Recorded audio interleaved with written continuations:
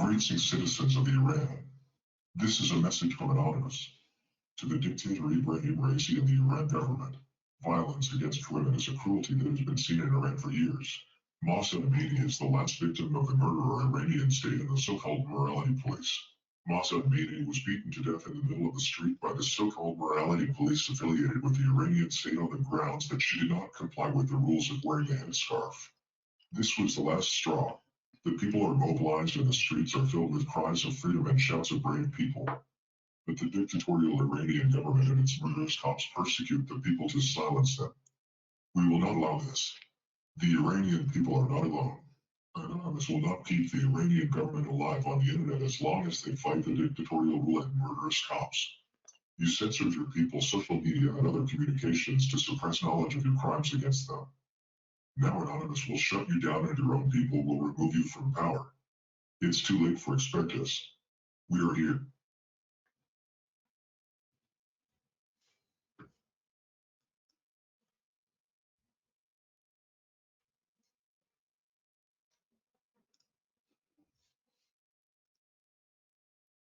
Greetings, people of Iran. This is a message from Anonymous. To Iran people, our support for the Iranian protests will continue. As you all know, the government is trying everything to stop you. Don't give up. Leave the streets. Do not stop the revolution. The Iranian parliament supports the dictator when it should support the people, so we are releasing the personal information of all of them. Call them and ask why they support dictator.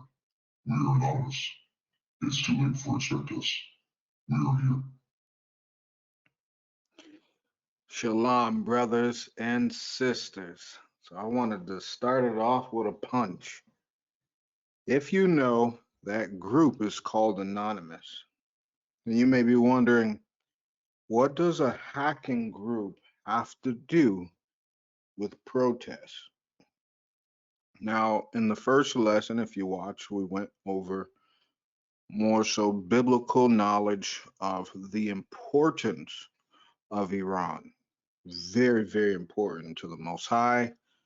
Very, very important to in the Bible in the last days. Though I didn't touch that in the first portion, and very important to God's people, the children of Israel, not those who are in Israel, Revelations 2 and 9, but those who have been scattered throughout the world due to disobedience of serving the Most High. So how do we get to this point where Iran is? How did the world get there?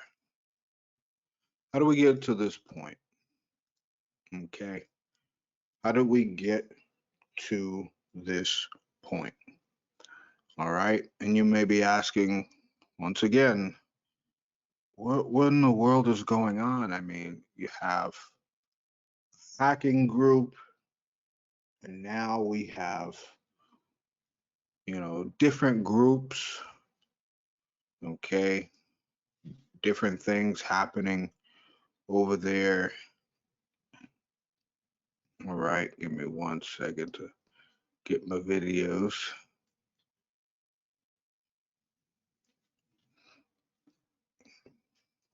It's just so much occurring.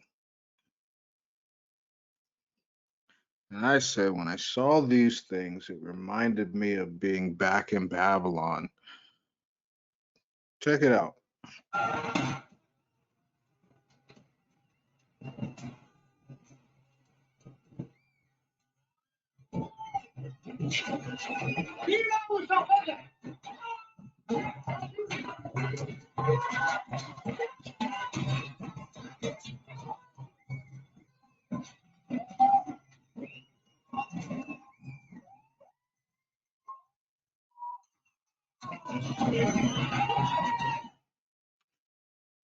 How do we get there? And then, how do we all of a sudden get here? Fair use.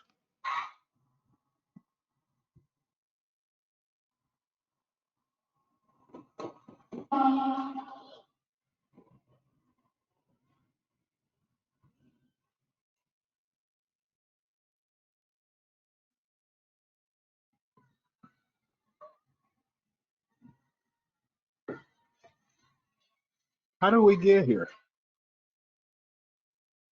Go Persia. Oh, Iran. Iran. How did they get there? Now, this looks like an American school.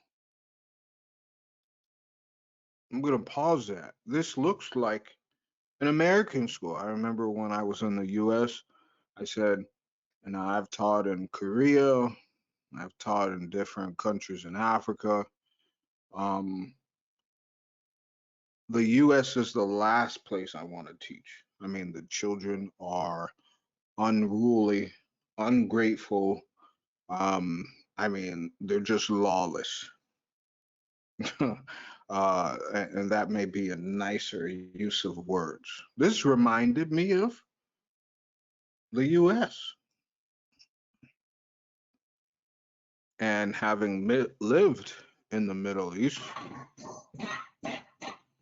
I said, wow, this is a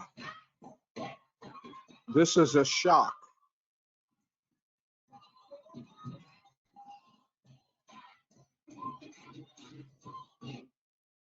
Now, pay attention to something that this president or this imam, this mullah said. Okay. He was saying that Iran's enemies are orchestrating riots. You notice how you don't hear that in the news? You just hear about their oppressive regime. Yes. You hear about all the things that they're doing wrong. You hear about them cracking down. You hear about them turning off the internet. But you don't hear anything about this, right? It's almost as if it doesn't exist. Like they're making them look out to be like they're pushing off the blame, right? Today we're gonna see what this is all about because I want to share, want to bring some light to the situation so that you understand and that you're not taken by false information.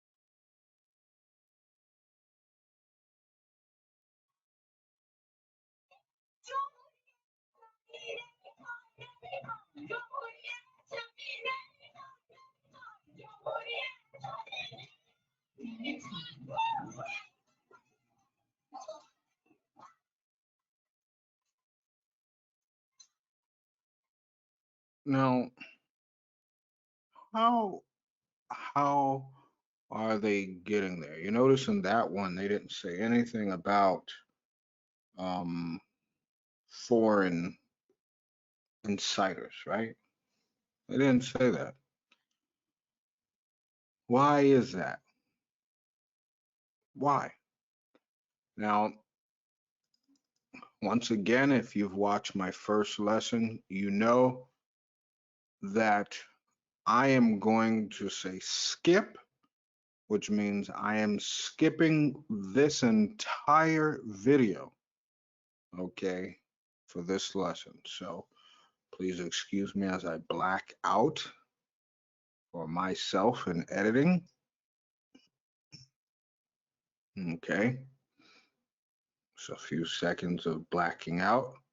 So when I go into edit, there's that space where I can take out the video. All right.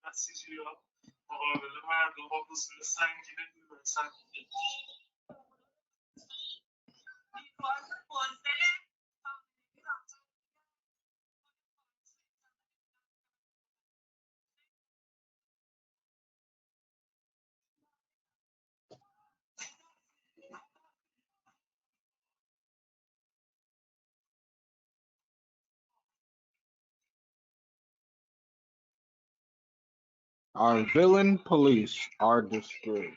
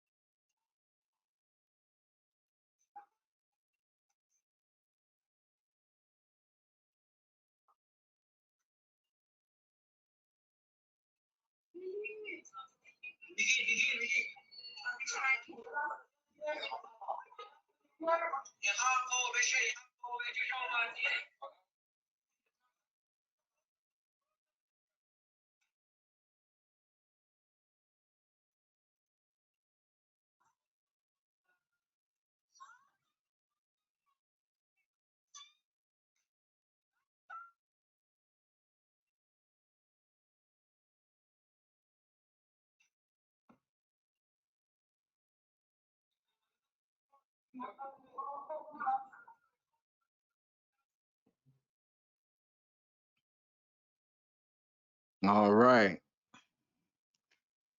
How do we get there? Now, everyone knows that, or at least most people know, that Iran is enemies with the US and Israel and Europe. Okay. So that leads me with my first intro scripture, Ecclesiasticus chapter 12. And this is verse 10 through 18. And it reads, Never trust thine enemy, for like as iron rusteth, so is his wickedness. Though he humble himself and go crouching, yet take good heed and beware of him, and thou shalt be unto him as if thou hast wiped a looking glass, and thou shalt know that his rust hath not been altogether wiped away. Set him not by thee, lest when he hath overthrown thee, he stand up in thy place. Neither let him sit at thy right hand, lest he seek to take thy seat, and thou at the last remember my words and be pricked therewith.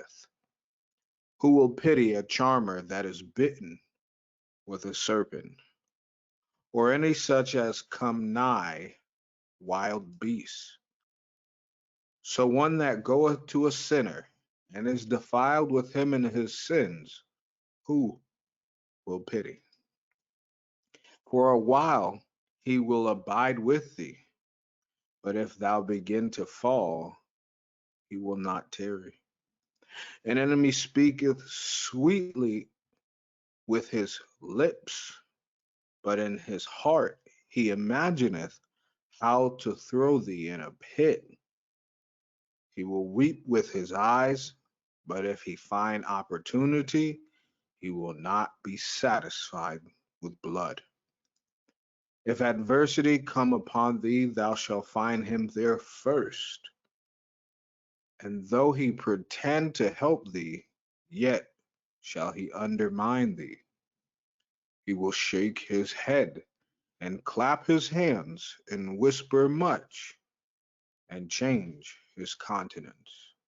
Now, there's a reason why Iran does not trust the US, Israel, and Europe.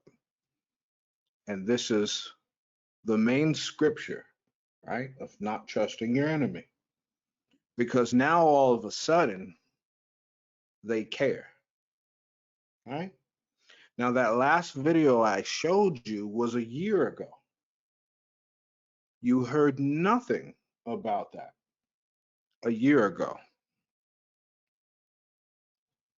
You heard nothing about this young lady here who was beheaded a few months ago before this 22-year-old woman was killed, right? Which one is more important? I'm going to show you today that if you believe in the narrative that the news is giving you, you are supporting Satan. I'm going to show you, like, literally videos, articles, news clips. I mean, if you watch the first lesson, I told you something was wrong, right? I told you. I said, I even shared the movie or the show Tehran, right? I told you something was wrong from the beginning. I told you, I showed you about the female's father. I showed you that they're not Muslim. I even proposed the question, how come no one's interviewing this father? They got all the women worldwide. They got all the feminine activists, but they don't have her mother. They don't have her father on the news at all. That doesn't seem strange. You're letting people talk and sway your emotions of someone they don't even know.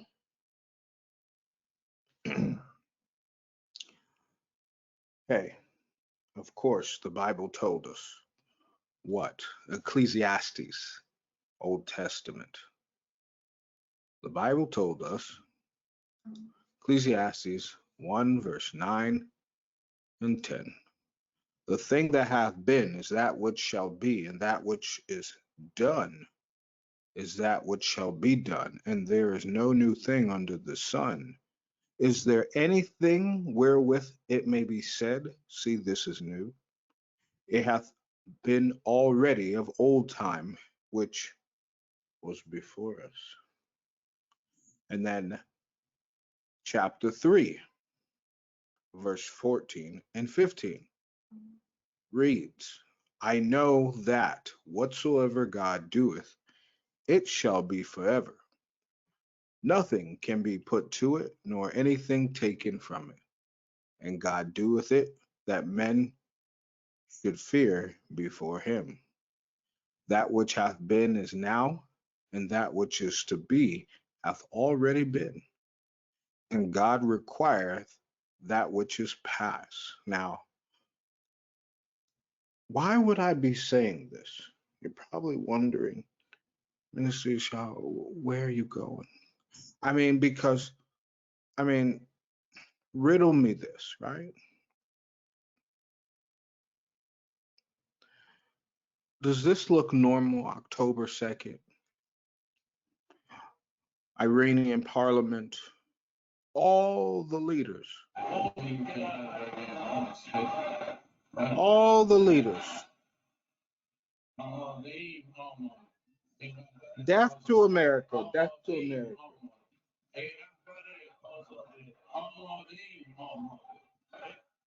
Now, I'm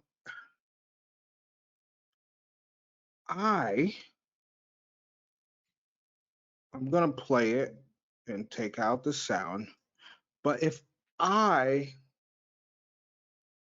didn't know any better, I would say the Most High steering these people. I would say he's riling them up, like, because this is a point you can't return from. I told you this wouldn't end. I'm going to show you why it doesn't end. I'm going to show you.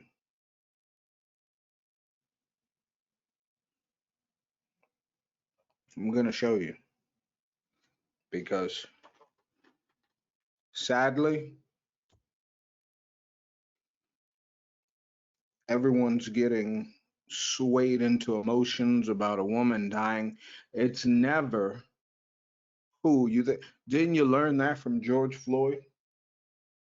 Didn't you learn that from Trayvon Martin, the mother and father master masons?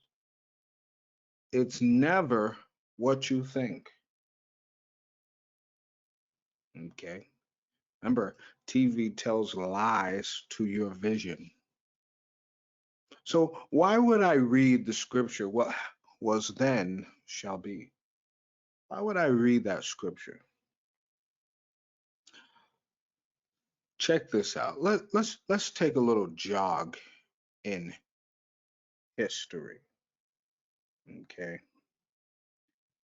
Let's take, well, you know what?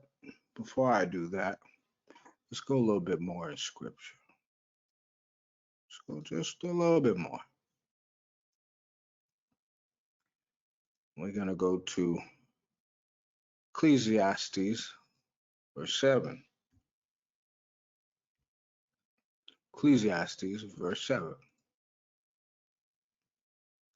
7 and 7 reads, surely oppression maketh a wise man mad, and a gift destroyeth the heart. Okay. Very important for these days. Very important. So we see oppression. Okay. We see oppression, right? it's fair to say people are living in a way that they don't want to, right? That's fair to call it oppression. What is oppression? Unjust gain, cruel, extortion, deceitful things, fraud. But I mean, everywhere is has oppression, right? You have politicians who make all this money and you barely see any life changes for yourself. Either they're going to be drastic life changes that will hurt you, or you're not going to see nothing at all. So surely oppression maketh a wise man mad.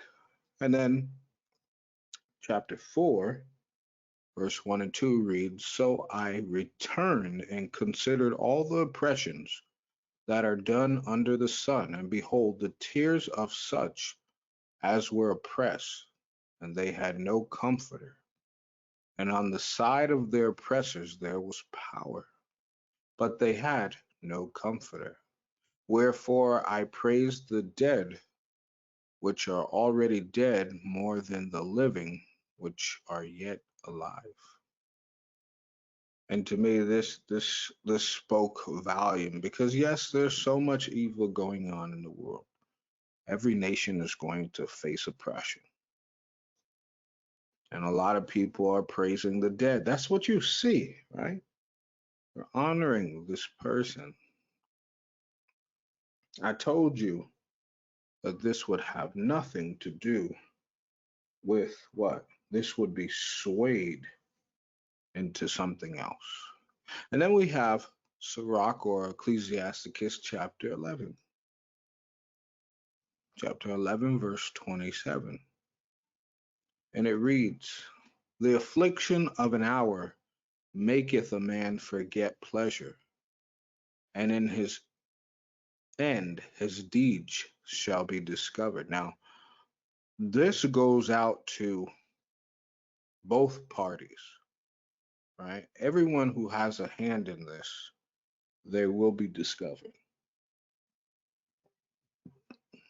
At this point, the people aren't considering that, you know, they have a thriving nation. Though prices may be high, they have a thriving nation. It's getting better, but yet now all of a sudden they forgot Europe and America, known as Babylon, continues to put sanctions on them so they can't do business with other nations. No exporting, no importing. And if they do, those people are penalized. So they're forgetting the pleasures, the little pleasures that they have.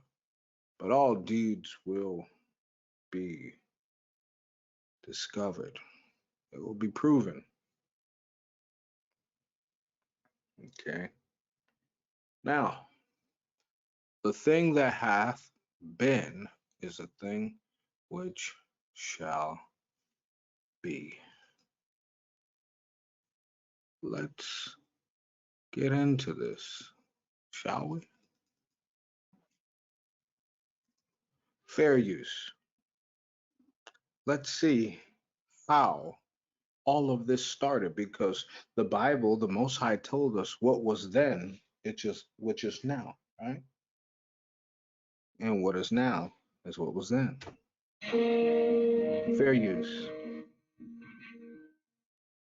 The fall of the Shah. Almost every day there would be some sort of violent interaction on the streets. This was late 1978, early 1979, and the Islamic Revolution was gaining momentum as raucous demonstrations engulfed Iran. In the streets of Tehran and beyond, protesters clamored for the return of Ayatollah Ruhollah Khomeini, the spiritual head of Iran's Shiite Muslim majority, who had spent years in exile. Despite the backing of the United States, it wasn't clear how long the Shah, Mohammad Reza Pahlavi, would be able to cling to power. Now, first things first, the Shah was backed by the US. Better pay attention. A monarchy that had survived for 2,500 years felt precariously close to collapsing. An Islamic republic was poised to seize power. Sometimes the firing was in the air, sometimes the firing was directly onto people. And of course, for every person shot in the street, instead of suppressing this would lead to further agitation, as people came out looking for revenge. Reed was part of a team of AP reporters in Iran. They navigated gunfire, Molotov cocktails, and fiery barricades as they chased the story.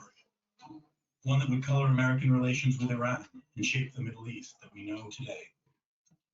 No surprise, it was a dangerous assignment, and covering the uprising posed its share of challenges. We had difficult problems communicating from Tehran back to AP headquarters in New York.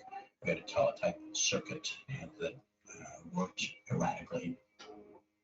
A lot of the communication was in fact by telephone, but that was problematic too. It would often take us several hours of dialing just to get one call through. That meant approaching strangers with phone lines that worked. It also meant an opportunity to venture out and do more reporting. All of the Khomeini's supporters were fueled by cassette tapes of Khomeini's speeches, which were smuggled in from Paris. We imagine these days that you can't have a revolution without the internet. People can't communicate. And then we got to ask how these videos get in Paris and who smuggled them from Paris. So now we see the US and Europe having dealt with Iran in the past.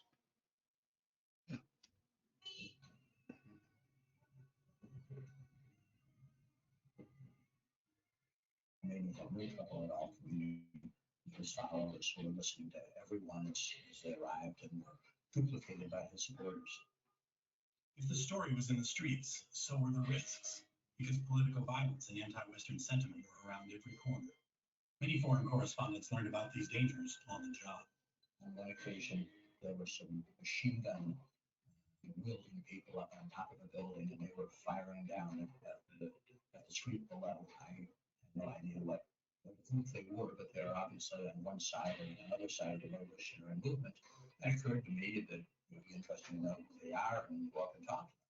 So I climbed up a ladder on the side of the building to talk to these people as they were firing. And not surprisingly, the other side down the street started firing up at them. So there I was with them, cowering behind a little concrete wall on the roof, which felt like it was about 6 inches high, as we took incoming fire. And I was thinking, gee, is this really worth it? The protests picked up in the middle of January. Word circulated that the Shah, secretly ill with cancer, was about to leave for a quote-unquote vacation. Now pay attention, because if things start to heat up, it's the winter time, right? It's the winter time. Many doubted he would return. Reed readily recalls that day. The whole press pool had been turned back at the airport without explanation. We had no idea what was going on. And so there was considerable speculation as to, what's happened. Did the Shah change his mind? Has there been a coup? What's going on here? Has the Shah been, in effect, arrested by the military? Confusion ensued among the correspondents as they called sources. It wasn't clear if the Shah had actually left. And the chancellor said, when he said he is gone, he meant he left the building.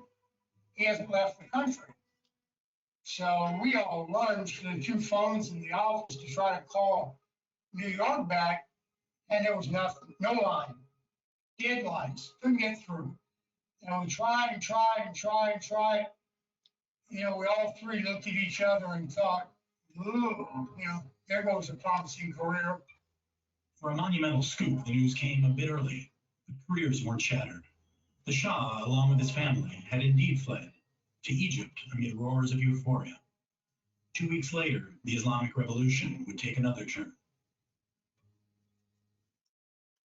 In the next episode of Revolution in Iran, Khomeini comes back, the monarchy falls, and the Islamic Revolution is realized.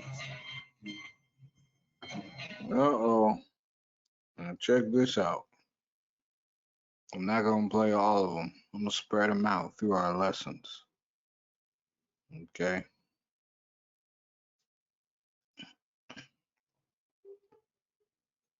I'm going to spread these out for you.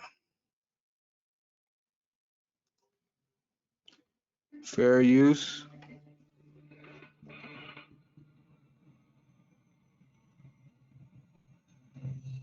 Ayatollah Ruhollah Khomeini returned to Iran on February 1st, 1979. Several million people showed up to greet him. Now, this is to greet him. Come on now. His arrival was a turning point in the Iranian Revolution.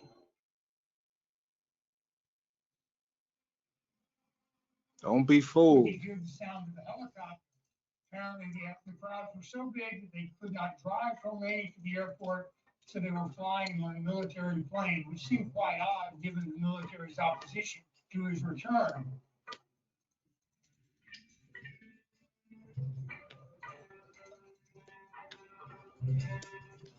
And as the helicopter appeared in view, it flew in sort of an arc pattern. I think so the Ayatollah could see the crowds. This huge cheer arose from the crowd. People were chanting slogans. Security was trying to make sure nobody surged forward onto the landing pad. The Ayatollah's helicopter landed and he got out. Khomeini announced that he wouldn't recognize the government left by the Shah. He also blamed the United States for Iran's problems. Final victory for Iran, he noted, wouldn't come until all foreigners were expelled. When he left, the crowd again went wild. They surged forward, and I remember seeing people were jumping up trying to grab hold of the helicopter blades as if to climb into the helicopter with him. Khomeini's words were a sign of things to come. Does that not look familiar? Oh, that was called Afghanistan. Reed recalls one particularly hairy day that February. Protesters tossed Molotov cocktails made out of Coke bottles at a tank, which caught fire. He needed to send his editors his story, but a late afternoon curfew was imposed. Suddenly, a telling moment of the revolution presented itself. The implication being this was a 4 o'clock shoot to kill curfew, and by this time we were fairly shaken. So we tried to flag down a car because we'd let our taxi go, but nobody wanted to pick us up because of me. I was an American. Finally, the translator convinced some guy that I was a German. He let us in the car and we tried to drive out. But it was hard to drive out because people started building these barricades to protect the base and keep the Imperial Guard from coming back. And I remember an older, I would say elderly man and his wife. The man was dressed in a coat and tie.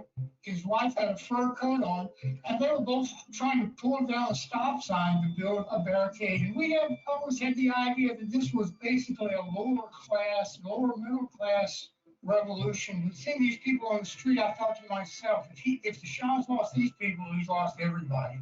Finally, we managed to get out of the area.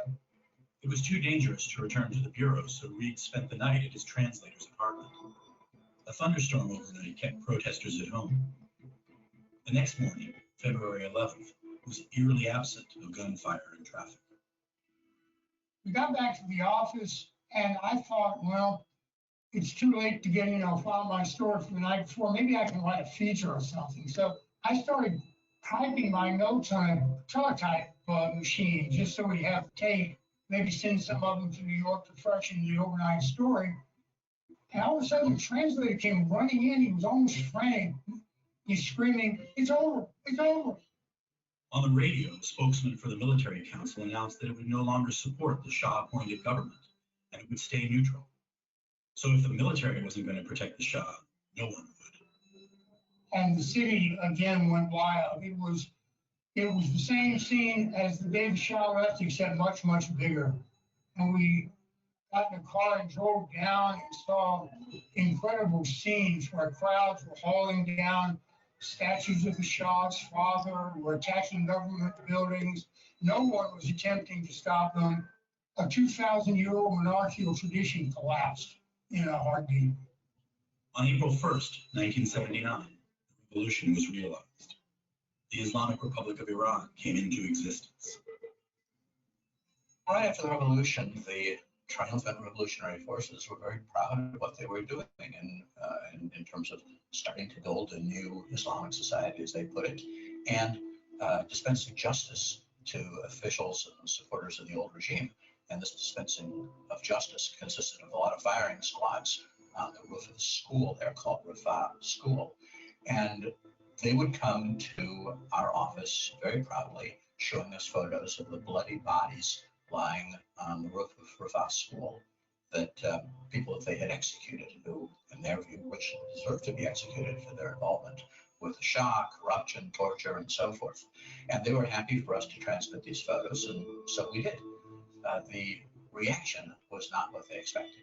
They thought the world would be thrilled that they were dispensing justice to bad guys. But in fact, the world was pretty horrified at the summary justice of the revolutionary forces. And those photos were a major factor in many people in the world actually starting to wonder about the revolution and whether it was good that these people had won.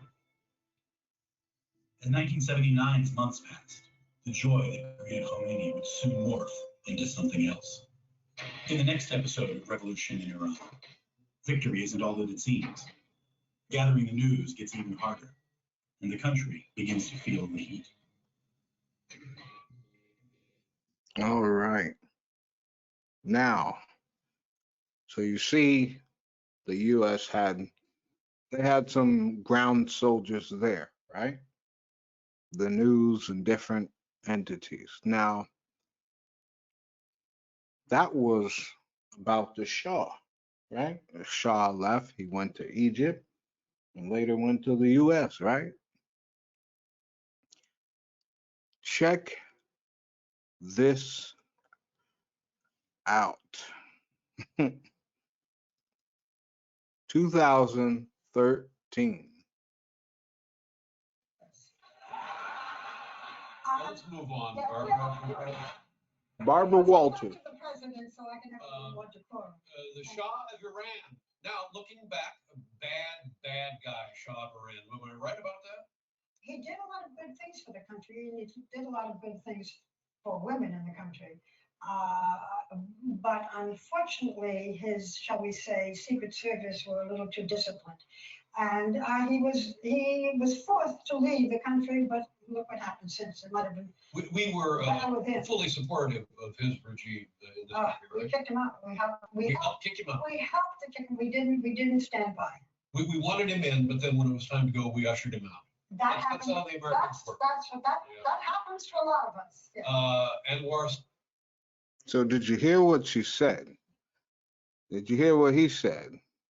They ushered him in, and when they wanted him out, they kicked him out.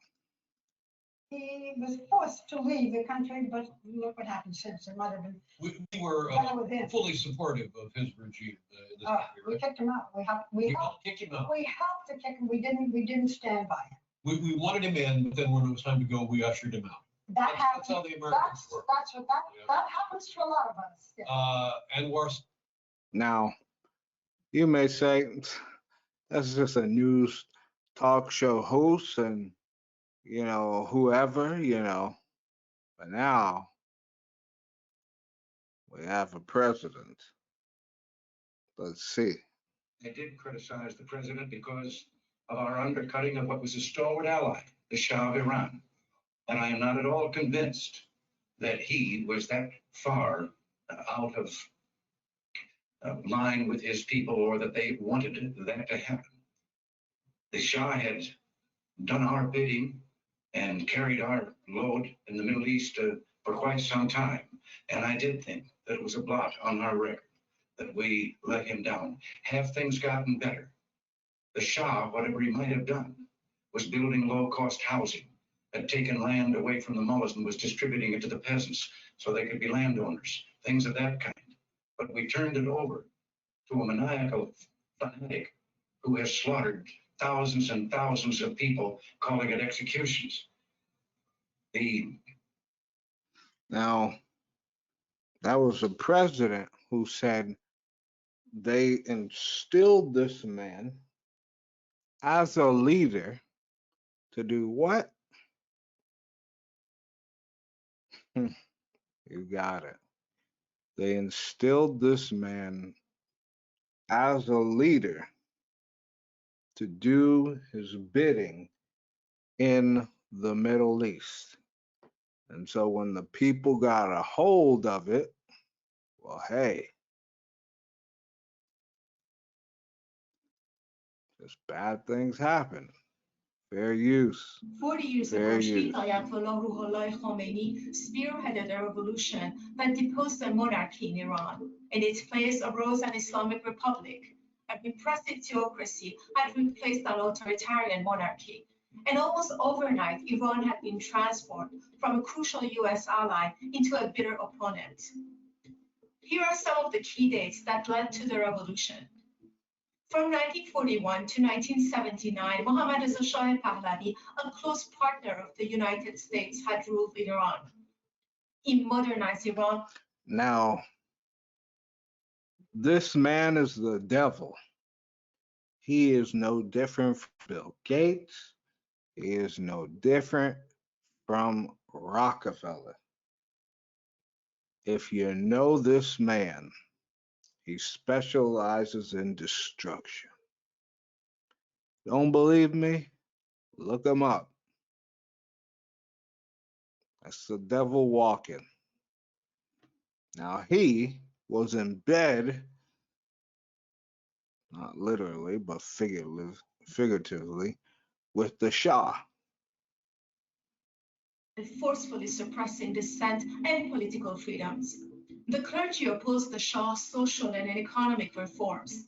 Discontent grew until in 1978, anti-Shah demonstration spread across the mostly Shia country. Strikes and mass protests erupted, and accusation flew that the Shah was the US puppet. Martial law was imposed. Cassette tapes of speeches by the 76-year-old Khomeini were smuggled into the country, fueling the unrest. Many Iranians took to their rooftops at night to shout Allahu Akbar, or God is great, to express their protest. On January 16, 1979, the Shah left Iran for what was officially a vacation. Many Iranians rejoiced with chants of the Shah is gone.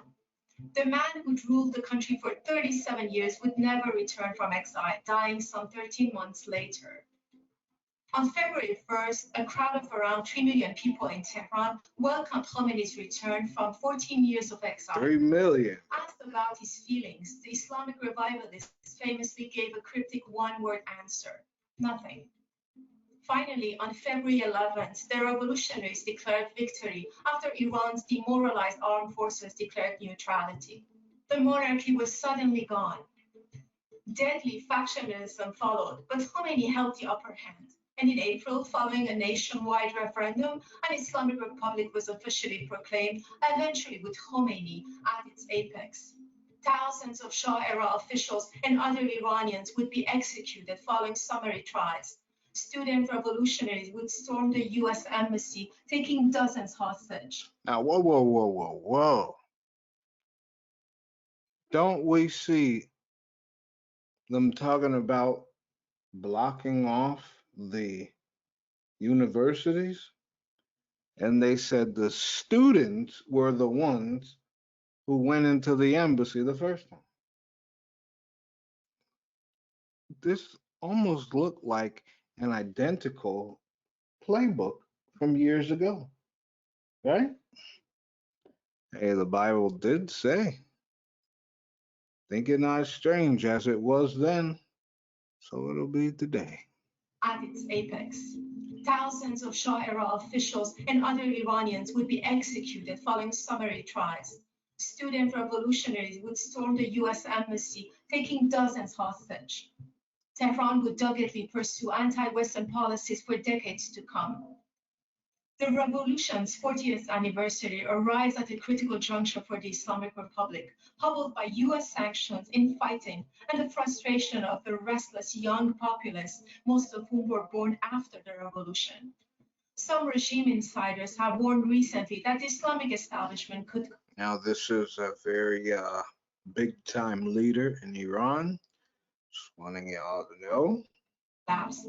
Even one of Khomeini's own grandsons warns there's no guarantee that this system his grandfather created would survive.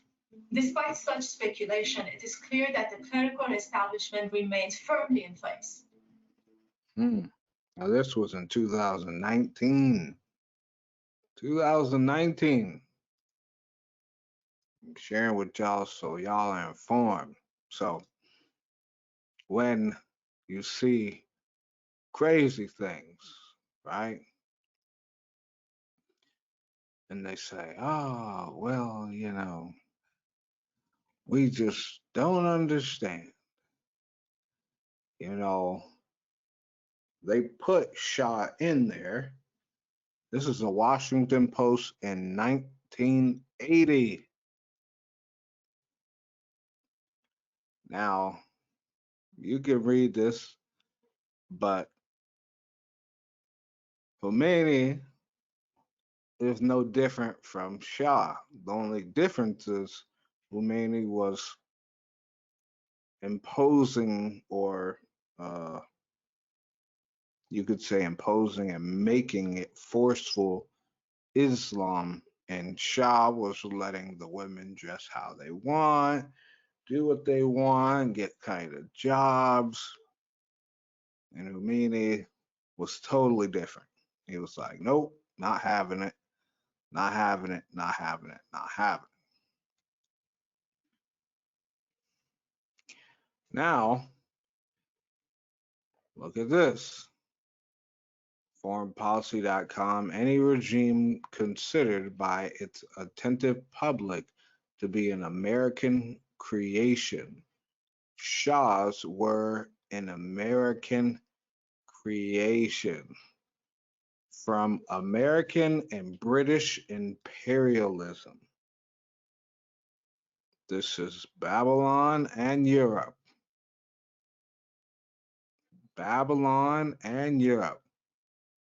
Now, how is it that back in the day, it says the extent of Khomeini's support was manifested when a total of 8 million Iranians marched in peaceful and orderly ranks in different cities last December 11th. 8 million people supporting this individual less than a year ago. Something is wrong here. Something is wrong. Oh, wait. It's been said that Iran understands that the Shah was a part of the CIA. And this is why Reagan said they will do our bidding in the Middle East. Oh boy. I'm getting somewhere, aren't I? Getting somewhere. But no, please don't tell me no more truth, please. And it didn't just go there. I have to take you back. I have to take you to another place called, what is it, Nicaragua. Fair use. It was one of America's most notorious presidential scandals that almost cost Ronald Reagan his presidency. The Iran-Contra affair.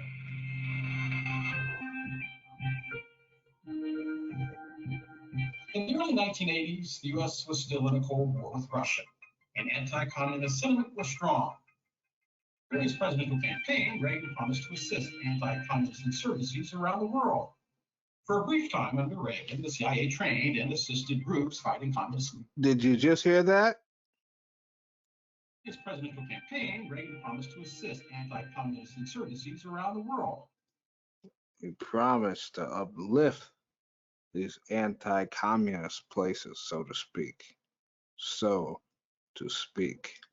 For a brief time under Reagan, the CIA trained and assisted groups fighting communist leaders abroad. Reagan was particularly interested in a group called the Contras and their battle in Nicaragua. The Contras were a group battling the Cuban-backed Sandinistas, a communist group who had seized power in 1979. Reagan called the Contras the moral equivalent of our founding fathers. But much of the Contras funding came from the cocaine trade.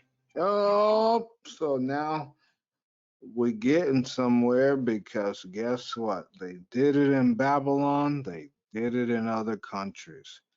They, America, Babylon, your presidents help fund and drug deal to other nations.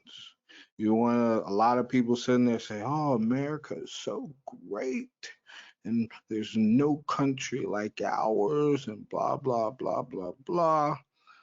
It's because your presidents have destroyed other nations for the sake of you looking good. You don't look good, you look bloody. You got blood on your hands. All of you who live and die for those politicians, you have no idea the evil deeds and deals that they are part of. But continuing. This Congress passed the Boland Amendment, specifically aimed at keeping American money from funding the group. That happened in 1982, shortly after Reagan took office. The amendment restricted the CIA and Department of Defense from using funds to provide military assistance to groups that were trying to overthrow Nicaragua's government. Wow. The Contras. So they were also part of overthrowing government, right? Wow. So this doesn't look too strange, does it?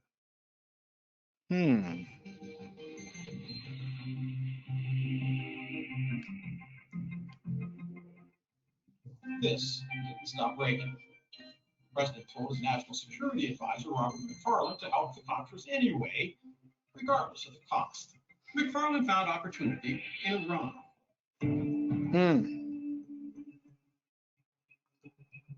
In 1985, an Iranian-backed terrorist group held 7 American hostages in Lebanon.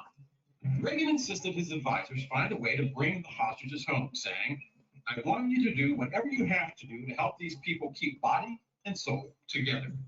So with permission from Reagan, McFarlane made a deal. The U.S. would give Iran weapons, and Iran would broker the release of the hostages. What? I bet you didn't know that one.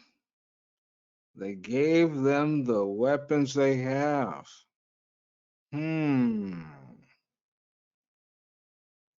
So Babylon has a known track record of helping people and then shaking their head at them.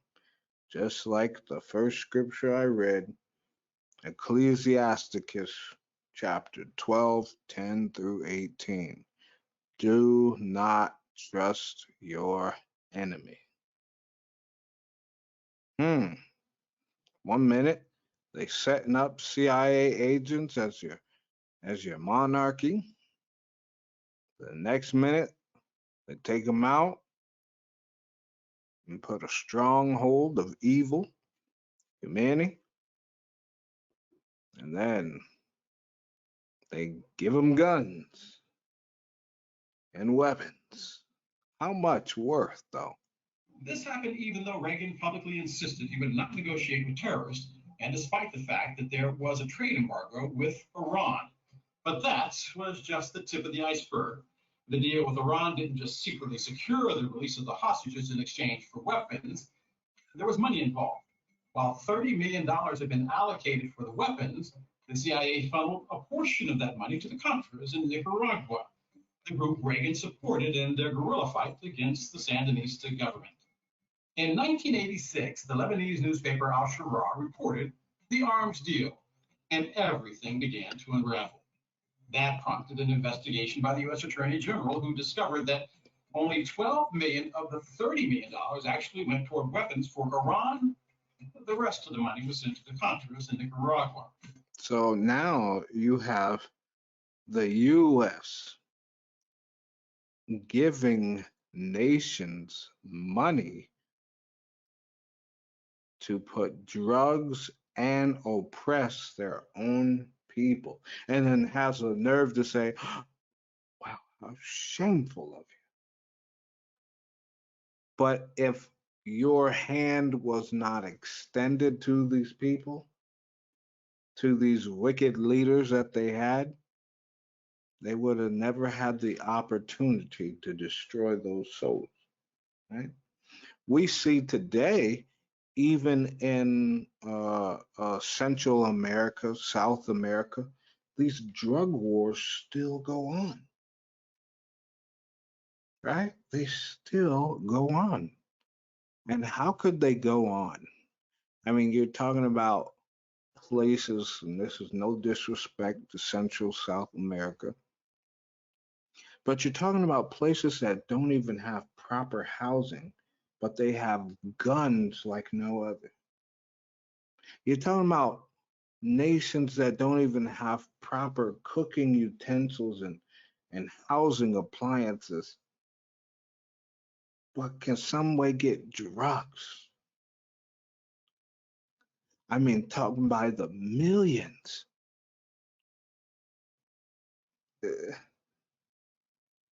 America, America, Babylon, the whore, has blood on her hands.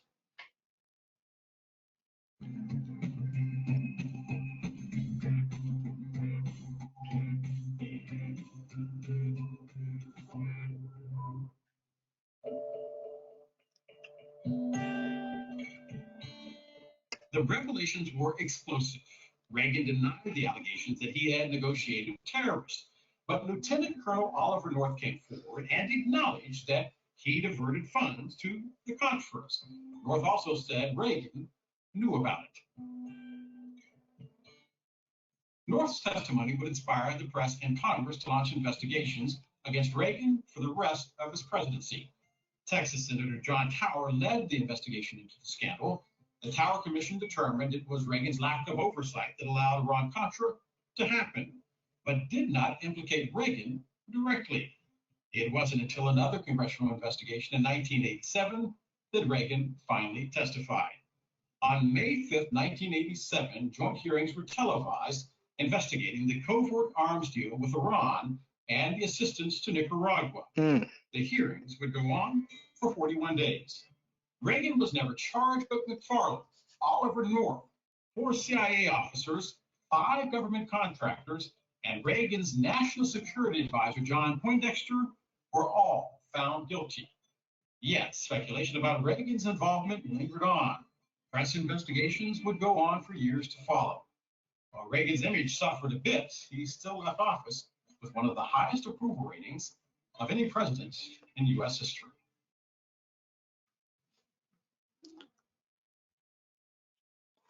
Now, remember I said I'm talking about how we got to this point, right? How do we get to this point where the schoolgirls is going crazy, the women cutting off their head, people lighting people on fire?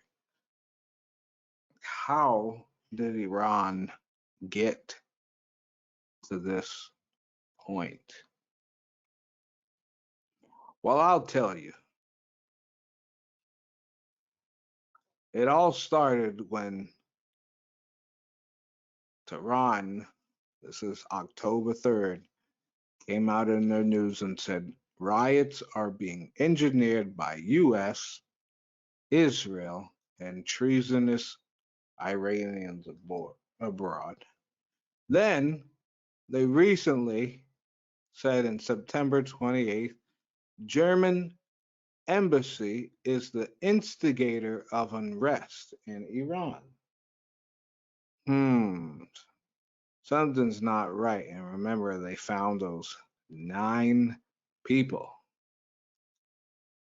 And then, October 3rd, they said violent riots in Iran planned by US and Zionist regime.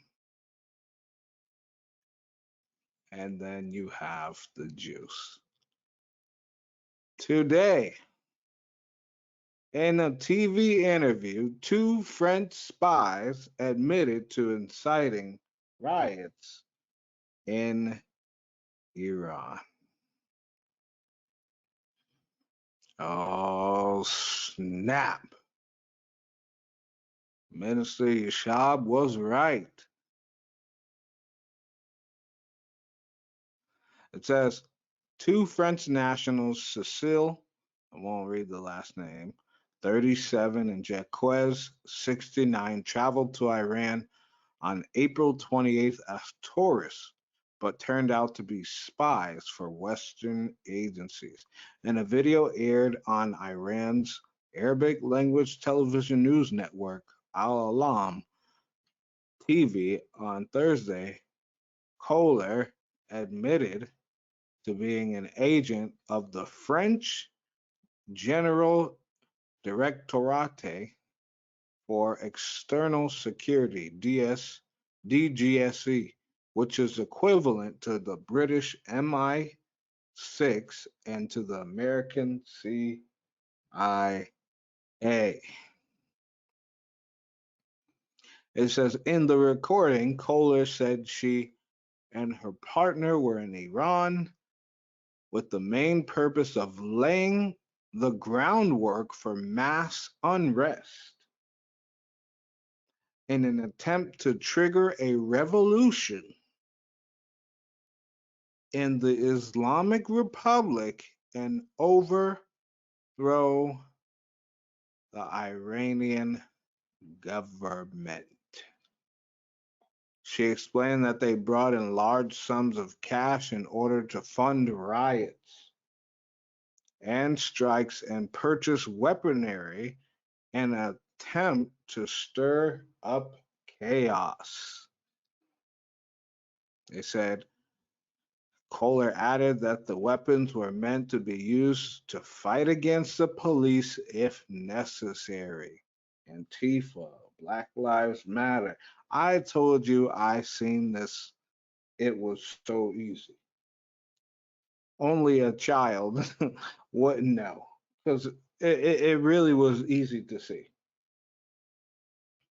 Iran's intelligence ministry announced in May, that it had arrested 2 French spies for attempting to stoke chaos and social disorder in the country during protests by teachers. So these people were hiring teachers and coming as teachers to incite these children.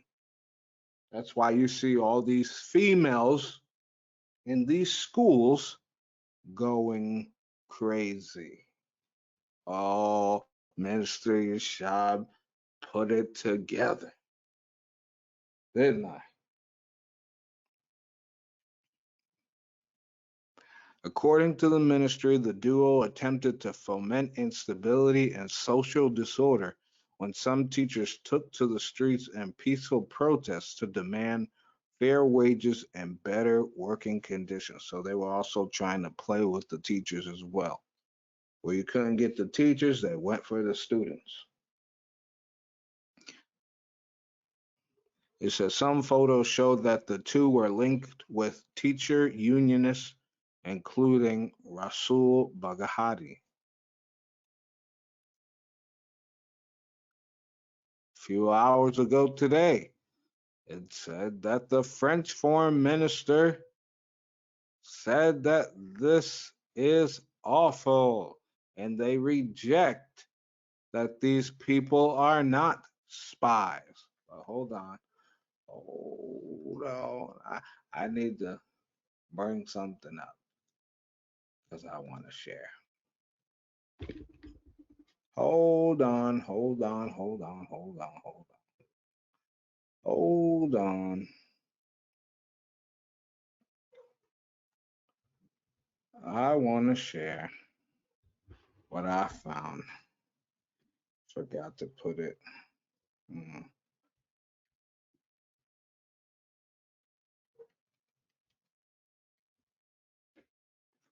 I got to put this. Let me see if they got it. Let me see.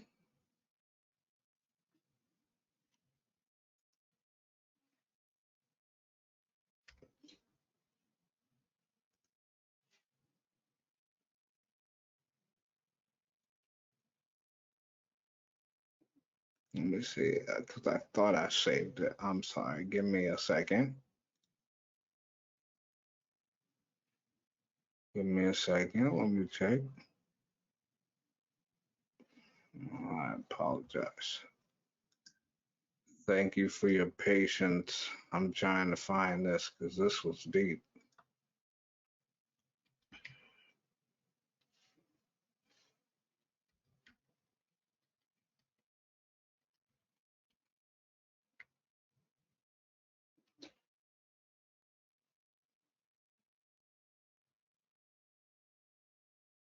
Oh, they scrubbed this one. They scrubbed it. They scrubbed it. I'm so sorry, y'all.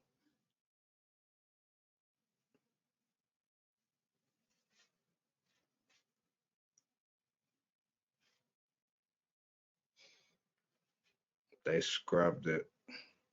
All right. All in all, brothers and sisters, the article that I'm going to try and find, it claimed that this woman was a foreign spy. Okay.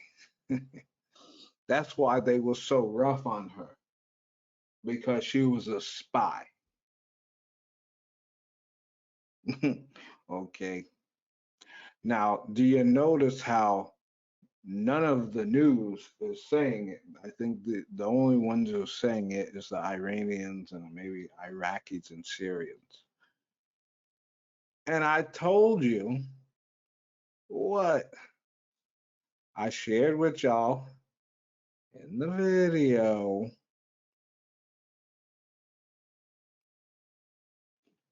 I said that's what would happen. One moment. I said that's what would happen.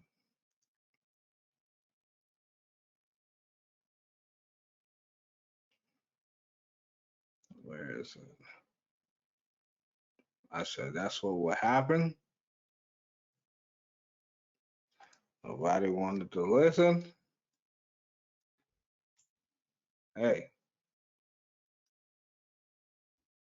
I said it would be just like the movie, right? I said it would just be just like the show.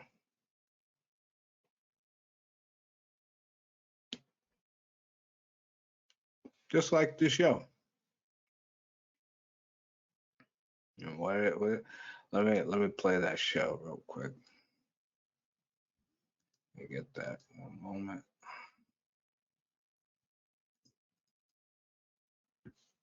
Fair use. Play the show. It's called Tehran. You have 47 minutes. Stay in command. Now, this was the spy. Okay, this was the spy who was a Mossad agent. Do what you have to do. I will be home by tomorrow afternoon.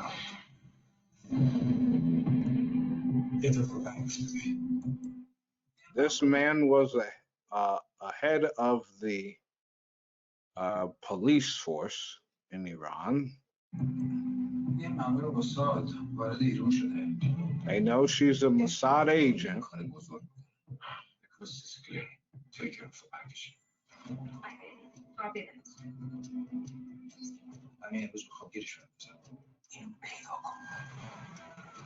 cops are here. You have to get up. They're almost done.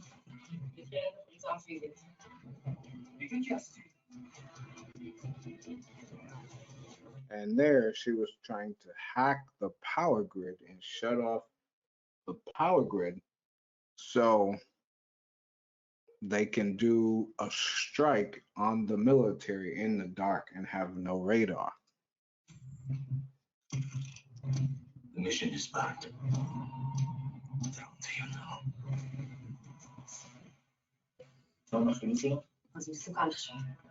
جایی ندارم برم. ساعت یه شب میتونی قایم کردن اسرائیل یعنی چی؟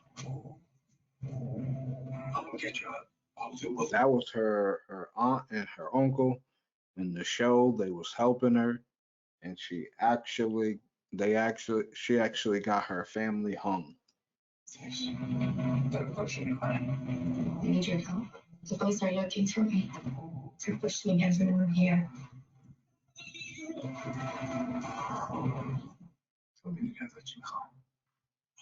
You keep lying to me.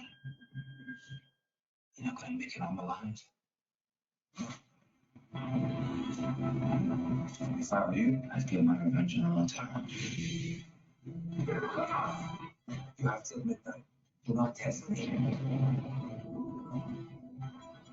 Je sais qu'il pour là. Vous aurez compris. Or you're not gonna get another chance. When I'm from punishment, we can move this on cash.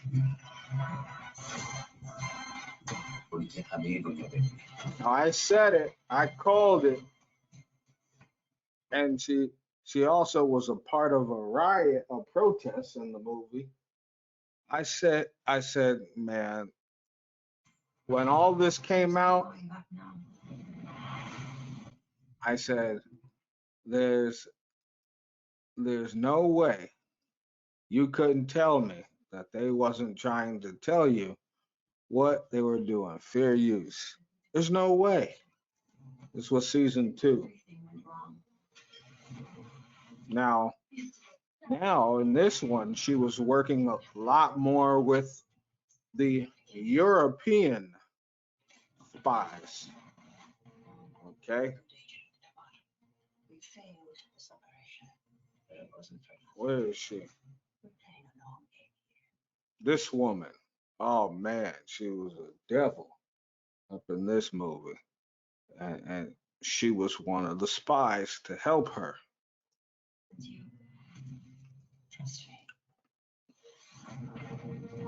They were showing it before. That was the head general of the Revolutionary Guard. This operation is highly classified. We need to stop them cold. She even got close to his son. All kinds of stuff. I mean, hey. I'll see it through. I know you will. It's textbook. They may have not, tried to do what they wanted to do, but the point of the actual was to bring discord. And boy, we can see now that they have done well.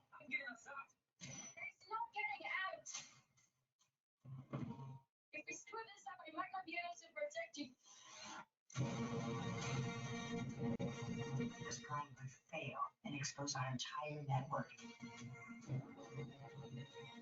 Everything depends on it. Did you realize what you've done? I'm saving lives. You're putting us all at risk. This operation is not to be compromised. Yep. Old Mossad, European spies, and all that.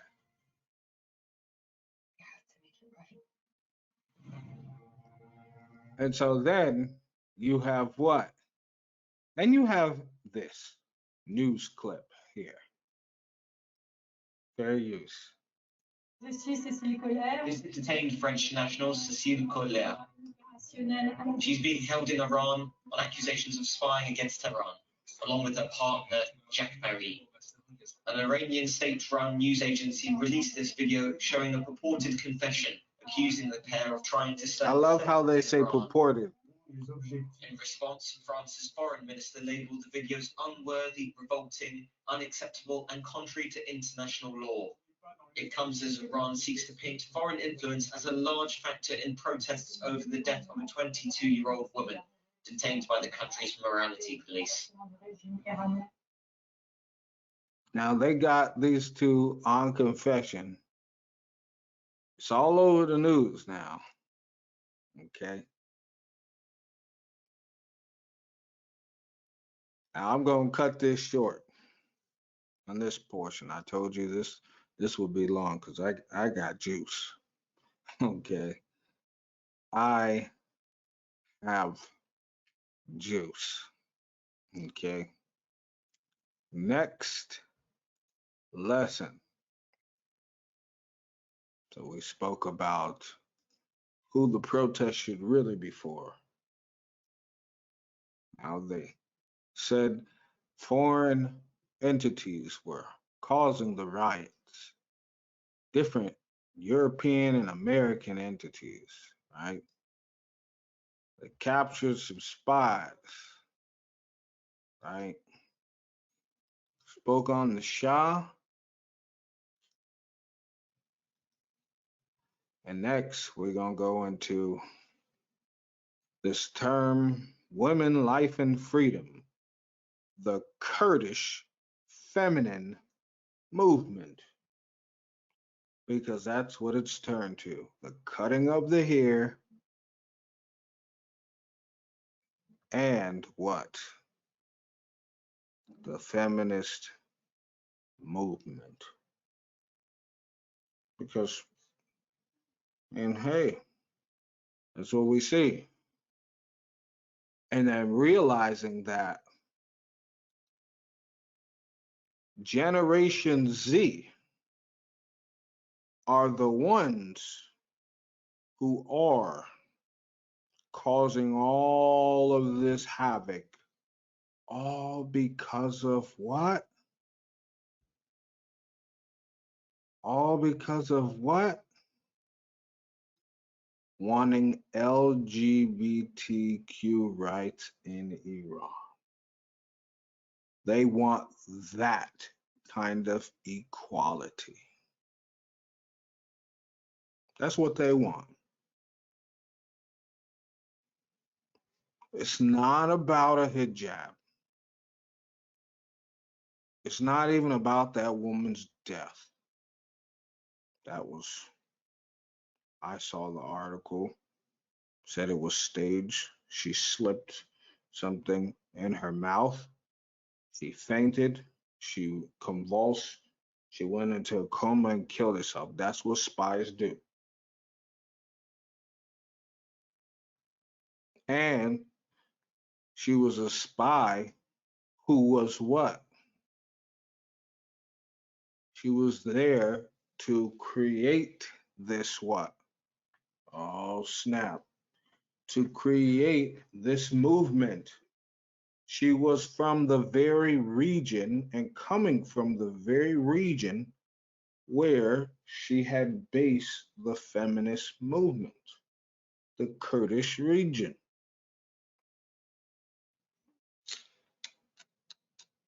I told you don't believe this stuff. I told you don't believe a liar. Because they're not gonna be true to you. They're gonna have everyone going left and right, all in their emotions. And now all of a sudden, you notice, you know this is the truth. Why? Because the only time the world cares about women is when they want to kill children or become gay. Prove me wrong. There's tons of women dying. There's tons of women dying worldwide.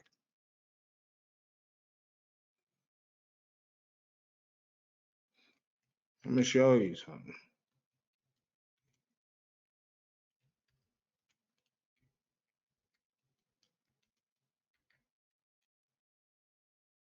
Let me show you.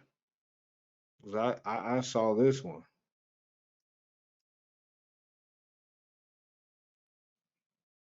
Let me show you.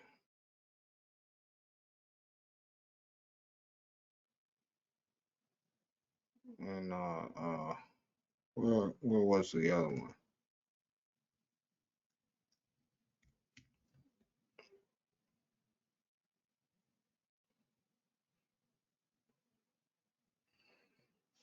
Is this it? Let me see. It's quite a few.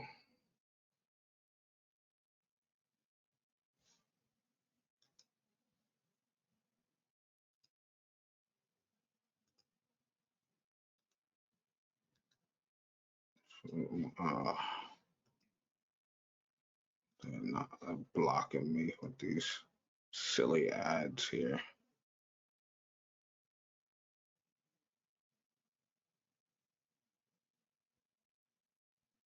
Look at this one. Here, let me try and get the other one real quick, you guys. I'm trying and apologize.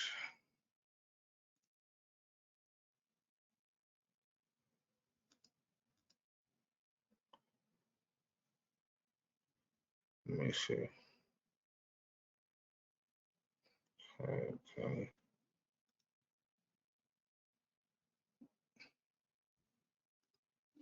Look at this. Uganda woman killed after attending church and accepting Christ. There's her outrage. 23-year-old Muslim woman in eastern Uganda who converted to Christianity on September 18th was poisoned to death. Namada Habibi attended a church service on September 18th at the invitation of a friend, Waka Waka Village, Bugari district, and put her faith in Christ, the friend said. Habiba, who lived with her Muslim stepmother after her parents were killed in a vehicle accident in 2019, returned home from the church service with her friend, and her stepmother asked why she had returned so late. Habiba told her she had attended a church service and converted to Christianity, causing her stepmother, Nemu Saya, to stop talking to her, according to the friend whose name is withheld for security reasons. Saya prepared and served food for them, and they left the room, said the friend who was fasting that day and did not eat. Within minutes, Habiba started complaining of severe stomach pain and began to vomit. The friend shouted for Sayu, but there was no response, she said. Soon neighbors arrived, but Sayu had disappeared, Habiba's friend said. They rushed Habiba to the hospital in Bugari, where a doctor gave her medication, but she soon died. Post-mortem, she said, determined she had died from ingesting rat poison. Habiba leaves behind a 3-year-old child. An area resident said the father is a married Muslim who planned to take her as his second wife. Where's the outrage there? Right? Look what it says. Mother beaten for her faith. Falida Nazawa, 42, on September 10th, attended an all-night prayer vigil at an undisclosed church in Kaboga town while her husband was away in his work as a truck driver. A secret Christian, Naziwa, expected her husband, Saida Madugo, to return late on the day of September 11th, but he had returned home when she arrived that morning. In the morning, as I went back home, I found my husband very furious on the compound, and he asked about where I slept. Naziwa told the Morning Star News I told him the truth, that I had gone for an overnight prayer in the church. After hearing the words overnight prayer, he just jumped on my neck shouting prayers, not in my house. He started beating and strangling me while shouting, Allah Akbar. What's going on with their justice? What about Maria, 20, killed in Erbil, Iraq for converting to Christianity? Where this is, where's the justice there? Where's the uproar?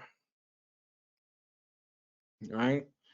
Erbil, International Women's Day in Iraqi Kurdistan. Now, if this was Mahsa Amini, if she was a Kurdistan resident, a Kurd, what they would call, this person was the same background. So why is there no uproar for this person, right? Says she was marked by reports of the murder last Sunday, a 20-year-old woman by a family member. Her only fault, if it can be called that, was her conversion from Islam to Christianity and the decision to use a new name, Maria. So she changed everything. She changed her name, her religion, all of it. So this case is another sign of Iraq's journey towards tolerance and coexistence is still a long one, despite last year's visit by Pope Francis in the work of Chaldean Patriarch Card, I believe that stands for Cardinal Louis Raphael Sacco. Even northern Iraq, with its quieter Kurdish region, which took in tens of thousands of Christians, Yazidis, and Muslims fleeing the Islamic State, is not free from sectarian violence. The victim, Maria Imam, so that was what she wanted to be called, Maria, but her birth name was Imam Sami Maghid, was stabbed to death. She had been using her Christian name for some time on social media and was very popular with many followers. Although she was killed on Sunday, more details of her killing were reported yesterday, International Women's Day. It appears she was punished by her family for leaving Islam, specifically for being emancipated and embracing the Christian religion. In short, she was guilty of apostasy.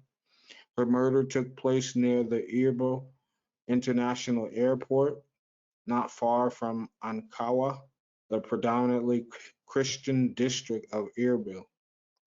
Her uncle said to have killed her with the complicity of her brother.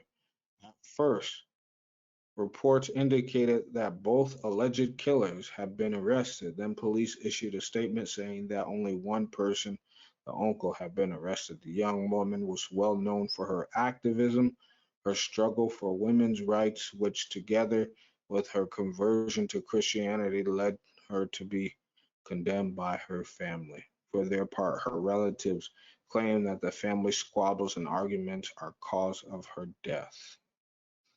What happened to this person? She was an activist, right? I don't support activism and all that stuff. I support following the Bible. But what happened to these people? There's no worldwide uproar, right? So I'm saying this, brothers and sisters, don't get swayed by propaganda.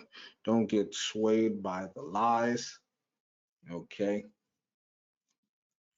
Next lesson. Generation Z and the LGBT community in Iran is at the forefront of all of this. I will prove it. I will show you next lesson. Stay tuned because we're just getting started. Shalom.